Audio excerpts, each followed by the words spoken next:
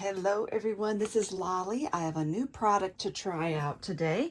We're going to do this together and put it through its paces. The company called Scorch Marker has recently come out with a product called Maker's Magic, which is an all-purpose waterproof sealer, craft glue, project finish, and decoupage medium. This is gloss. It's the only version that they have at the moment. I have seen that they have said that if the gloss does well, as far as, people buying it and becoming popular, then they will come out with a matte. All we can do is compare it to Mod Podge gloss and see what we come up with. So as we work on this, I'm going to do all my Maker's Magic projects to the left of the screen and Mod Podge to the right, just for consistency. Why they say that this is different or better: no bubbles, no brush strokes, no tackiness, water-based, non-toxic, food contact safe, solvent-free, dries clear, outdoor use is okay, indoor use okay, tintable, and can thin with water. So their website had a little more information. Mod Podge, Plaid's website, sometimes the information we're looking for, it's very hard to find.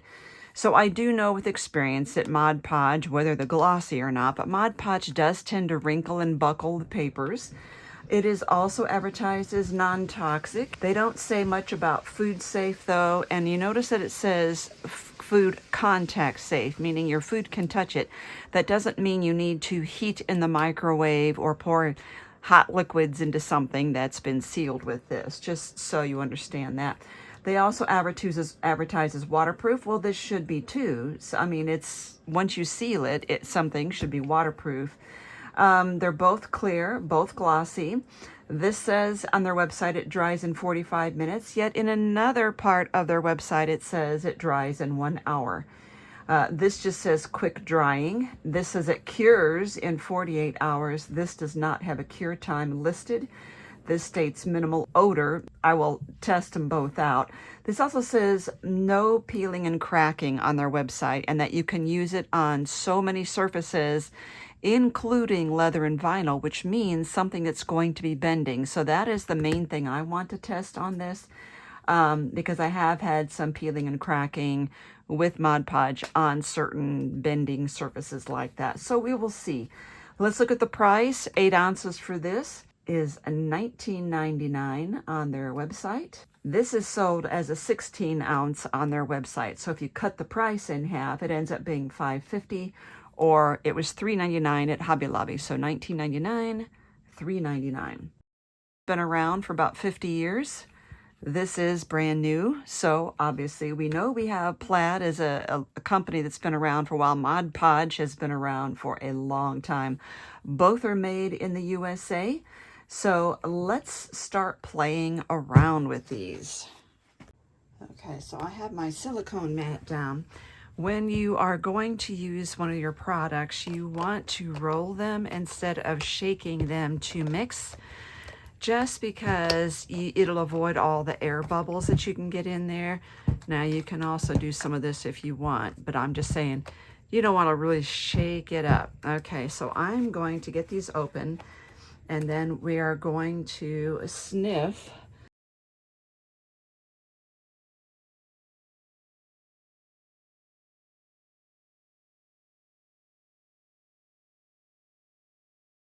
Now this is a white bottle, and this is kind of a translucent bottle, but even just looking in here, you can tell that the Maker's Magic itself looks translucent and this looks white. They have a completely different look to them.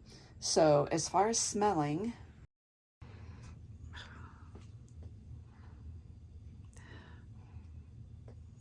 oh wow. Okay, first impressions. I'm getting a heavy ammonia smell from the Maker's Magic, which is kind of unusual because they say it's really low odor, but the Mod Podge just smells more almost like a school glue. Okay, so the first thing I'm going to do is just put this cardstock down here, and the main thing that I use Mod Podge for would be to decoupage and also as a sealant. But as a sealant, I wouldn't be using glossy anyway. Just a thought there. We will discuss that later. So let's just go ahead and adhere some items to this to see how it does as far as decoupaging. Let's just get some random things. I mean, this doesn't have to be pretty. We're going to be cleaning up all the time because we don't want to, you know, contaminate brushes back and forth. So, but I do want to sort of use the same brush or similar style. Here we go. These are really, really close. Okay, so let's first start with the Mod Podge and get some paper out. I'm not trying to create something gorgeous here. Alrighty, so let's, usually in like decoupaging, I would put an area here and put the paper down, but then you know it's going to be glossy. But that's what you're doing in decoupaging. You're putting down items and even overlapping them. So this is the way it works. This is why I don't know why you would want glossy for decoupage. Okay, now this is on cardstock, but see, this is what I normally am doing anyway. But I imagine you're going to be doing this on canvas maybe, or chipboard, like a book cover. I use all sorts of surfaces. We're just testing one surface out right here. Right away I can see that I like the, well, this is really thin. You see how it just kind of glides around there? I like the way this lays down on the paper here. It's very slick. This feels more viscous. This feels more runny and slick to me. We're going to let those dry, and I am going to rinse these brushes out right away. I can see that did not adhere quickly because it just kind of peeled up on the end there. Let's see how this works. Now right away I'm going to flip this over, and you could see, you know, buckling on both sides because it just got the paper wet. That is to be expected. I did test this at 45 minutes because this one says it dries in 45. There's no tackiness on either one. So this one warped the paper a little bit, okay? And then, but there's no, I didn't seal it, in other words, you know, but this is just for decoupage. I didn't actually put a coat, although there's some strokes like over some of the pieces. This, you could see there's a few bubbles right in here. I'm getting the glare on it. There's a few bubbles, no bubbles here. Definitely see streak marks with Mod Podge, and that is a well-known issue with Mod Podge, is the streaks, which is why most people using Mod Podge are going to switch from a brush to one of those sponges. And you could definitely tell the lines where the thickness changes. But you could do that here as well, you know. I liked the feel of this, the flow of it, and just the viscosity. That really appealed to me. So not sure why we have bubbles here. It's not supposed to bubble. There's actually bubbles on the white. I don't know if I can get you to see that or not. That you could see by the glossiness here. This is why I would not necessarily want it for a sealant over a project that I do. I don't want it glossy. But yet it would make it waterproof. Let's play with something else now, and let's grab a couple chipboard coasters so that we have a more thick foundation under our work. And I see that you are supposed to be able to do these photo transfers on this, so I printed off a photo here of myself.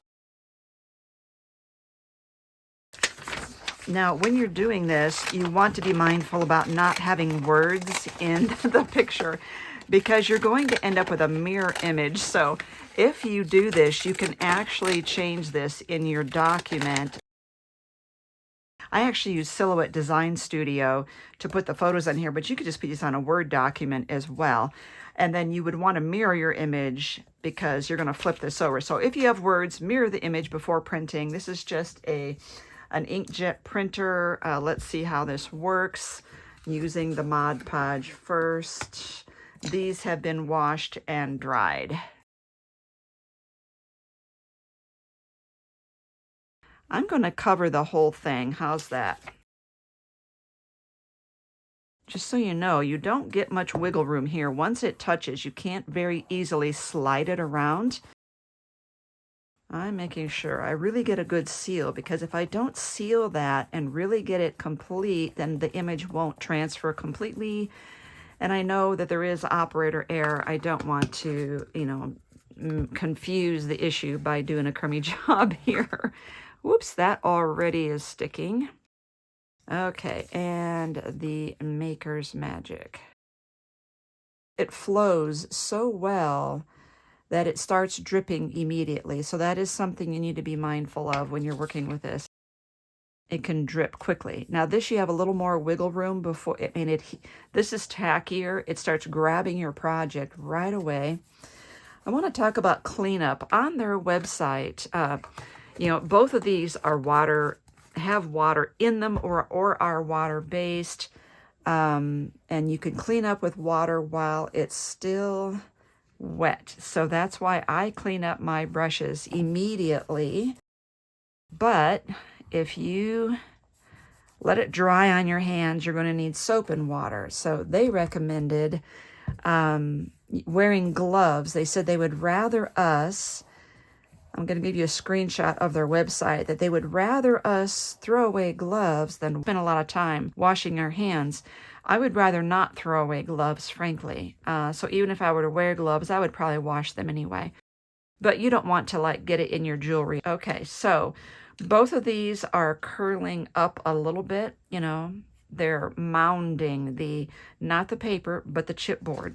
So we're going to let those dry for 45 minutes and come back. I can already start to see my face through them. Okay, so these are completely dry. They are well sealed. Everything's good, not tacky. You could take a damp rag on that, you know, to get it wet, or I'm just using my Tim Holtz sprayer here, kind of lightly rubbing to see if I can loosen this paper up here.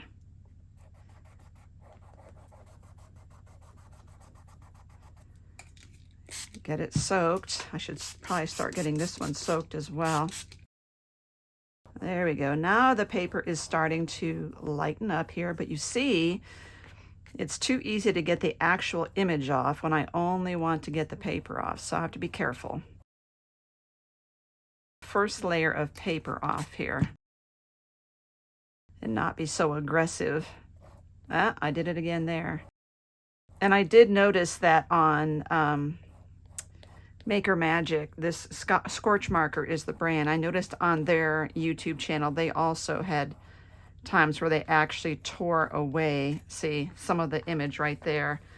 So it is hard to get that photo done. It can be done, but I think it would take practice. Letting that soak. Maybe that's the thing, is really letting it soak. This soaked longer. Now it's rolling up real well. Soak that bottom part. You see it just kind of rolls up, which is nice. So I think the trick here is to let it soak a little longer before starting to peel this up.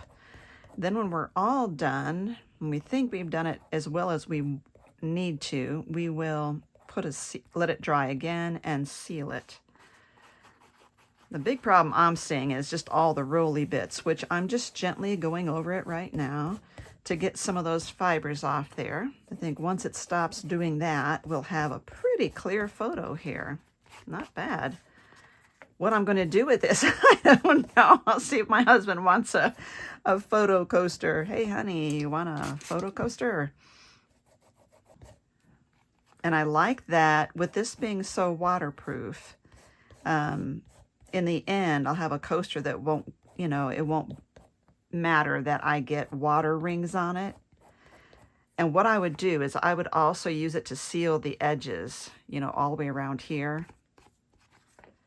Well, I can't get it to stop getting the little fibers loosened up, so we'll see. You'd think eventually it would just be the image would be on there. I'd be done getting paper off. So here's my question to you. Do you really struggle with waterproofing on other sealants on your projects? That's what I'd like to know about. Oh my gosh, this just keeps going. It's the gift that keeps giving. I don't want to seal this with all those loose fibers on there. But so far I'm able to rub without it ruining the actual photo. So I'll keep playing around with this off camera. So that I ended up sealing it. When it was dry, I tried to get more of the flakes off. It was really, really hard. So it still did better than the Mod Podge one, but I know there has to be a better way, and this was my first time, so I'm not holding it against Maker's Magic for not doing a great job. So, but then it occurred to me, maybe what one of the problems was with my technique was that I only gave it time to dry and not cure. So what I've done is I've started another one, and this is good and dry, but I'm going to wait for the full 48 hours for this to completely cure, and then I'm going to try and do this again. So the next thing I did was the working on vinyl, because it said you can work on vinyl and on leather. This again is Maker's Magic. This is Mod Podge. And I could see all the streaks from the Mod Podge on the cardstock part, but not in the Maker's Magic, which is really, really pretty and shiny. Although, again, why would you, I don't know, why would you want glossy on vinyl? That's what I don't get. So, I mean, I've done journals and I've done decoupage on journals, and I always want matte. I don't know under what circumstance I would ever want glossy on vinyl, but it does well, and both of them did, and you know, there's not any cracking so far, and I'm really kind of squeezing it pretty hard. I wonder if you just kind of, you know, did that, would it eventually crack and flake? I'm not sure, but both of them are doing equally well. Okay, so the final thing that I tested was, I thought the only situation that I could see for myself using glossy would be on glass, which I will never have that need, or on acetate. So I took a sheet of acetate, and this is Duralar, and it is their heavier acetate, and I punched holes here. I'm going to use it like a journal cover. And you could see it does really well. This is the Maker's Magic, sorry. But look how beautiful that is. I mean, it does look like glass. Now, it was pretty bubbly. You could see a few bubbles like there. Just a few here and there. It was pretty bubbly when I first spread it on, and it didn't seem to matter whether I'm spreading it quickly or slowly. It just bubbles. Now, many of the bubbles did pop. There's only a few left.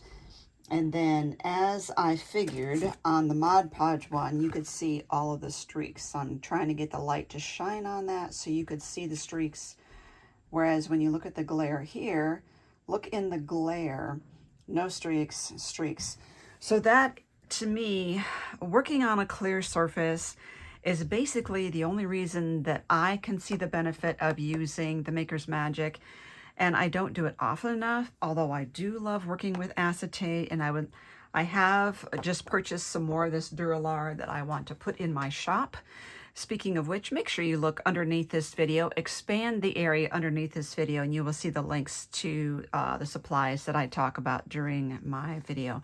But given the fact that this was $3.99 and this was $19.99, I don't see that as a huge win.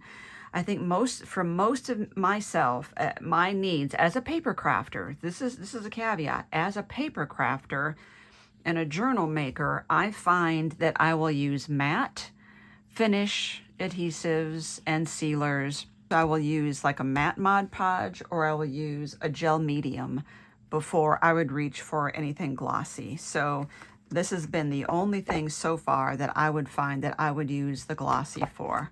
Other than that, you know, I mean, it performed well. I like the viscosity. I do like how clear it is. It does have some odor, way more than this, as you saw in my demo. After this has cured, we're going to come back and just see how this does.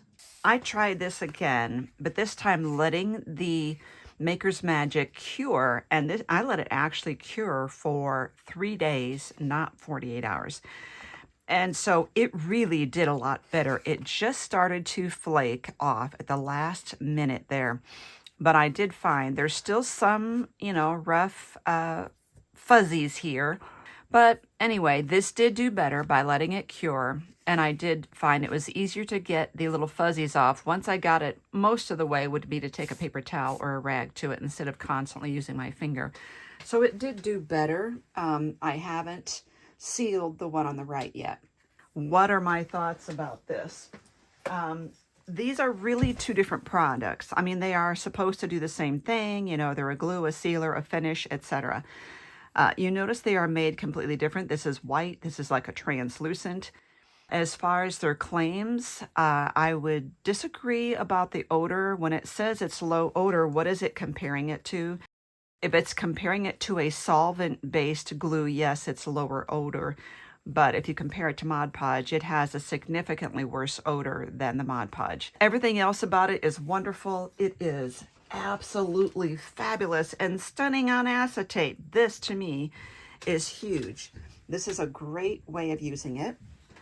But for the price, $20, I'd have to say I don't know that I would buy it. But it depends on what your craft projects are. I really want to see them come out with a matte. The fact that they came out with a glossy first makes me kind of wonder, because how many people are really going to be using a glossy? So just some thoughts there. Thank you for watching and sticking with me on this project.